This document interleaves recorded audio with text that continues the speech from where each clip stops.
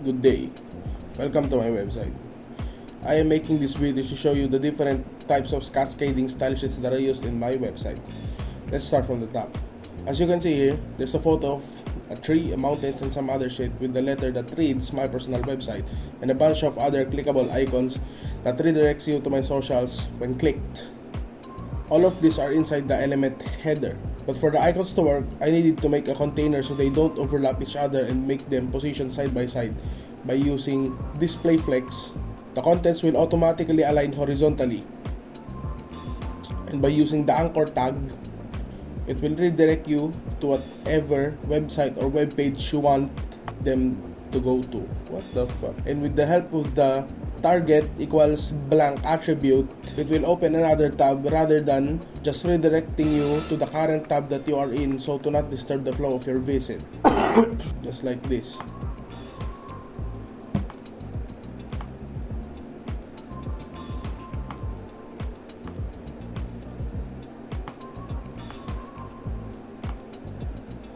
Moving on to the menu.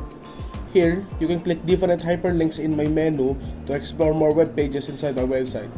For this, I used the standard anchor tag with some CSS including the drop-down menu and text decoration. If you ever noticed, my hyperlinks are not underlined and are color blocked just like a regular text. This is because of the text decoration attribute.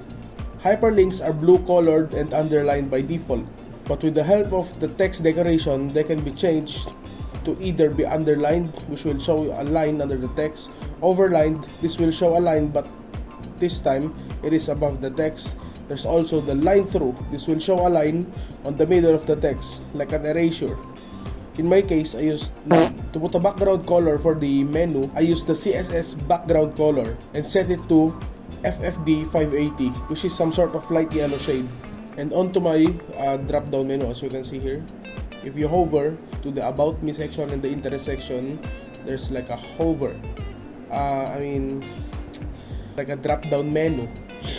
On the CSS, I used a container for the drop-down. The drop-down container is what triggers the drop-down to happen. The drop-down content is what is inside the container when the drop-down is triggered.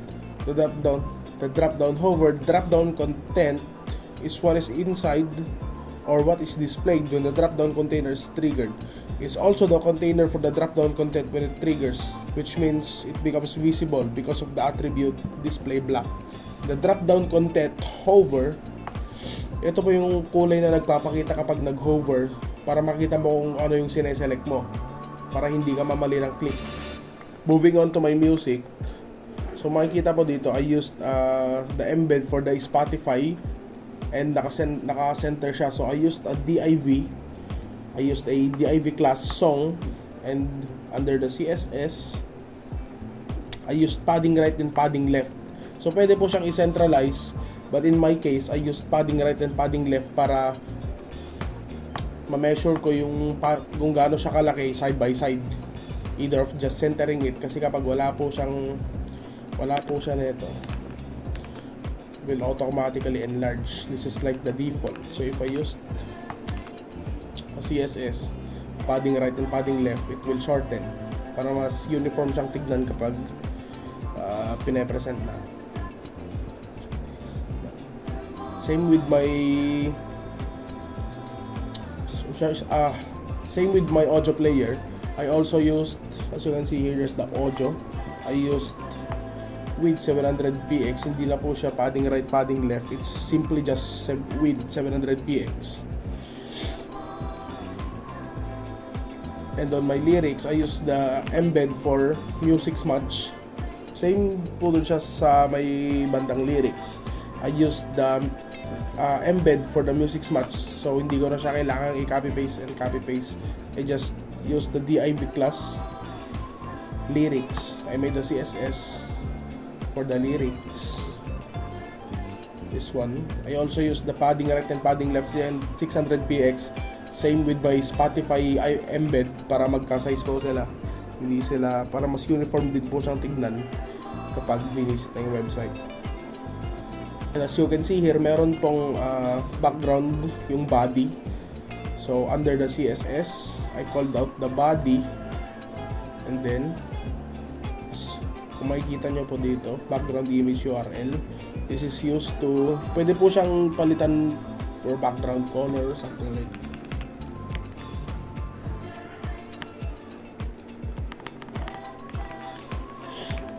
You can change it to whatever color you want. Pwede po siyang lagyan ng image. Just make sure na nandun sa iisang root directory yung nasa root folder. Nasa loob sila ng iisang root folder. My background image for this particular web page is in another subfolder different from my other web pages. So, we use ellipses para lumabas po siya dun sa may subfolder. And then audio, because we're already in the audio folder. And then the BG, this is it, the ctpop.jpeg. Moving on to my side panel. For the container of the side panel, I used position absolute para hindi po niya sirain yung flow ng aking website. Kahit kung pwede, at saka pwede ko rin po siyang ilagay sa kahit na anong parte ng aking webpage without destroying the flow of the website. Hindi siya bababa, hindi siya tataas. So, it is left alone, as they say. I use top 240px para bumaba siya ng konti. So it goes from here to here. This is exactly 240px. And the right 8. Kapag ginawa po ito 0, sasagat siya dun sa may pinaka side, which is not what I intended it to be.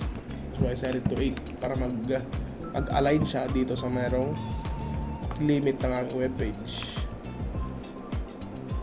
The background color 333 is pretty self-explanatory. You can search this one. The height is the height of the container. So if you set it to 30%, again large, wala naman na pong content dito sa may bandang dito. So I use the 21%. Tanda na lang. Padding 10px. Ito naman po yung spacing ng mga texts. Like that. So I set 10 because it's a little bit smaller. Tsaka nakiklik pa din naman without any troubles. Okay, the side panel A, the A represents the letters like the A, href, something like that. So ito po yung parang CSS ng mga letters. If you set it to adding top 30, bababa siya. Text decoration none. Since kapag clinic mo to, pupunta siya sa mga iba't ibang web pages that I set in my own website. So I use text decoration none. Kasi kapag hindi po siya naka text decoration none, it is underlined. Just remove this one for a second. It is underlined, then it's color blue. So I use text decoration none and set it to color white. Para ganito po siya. Hindi siya masyado masakit sa mata. It's not appalling to look at. Text align center. Para naka-center pa rin siya sa loob ng container. If we remove this, it will automatically align on the left side.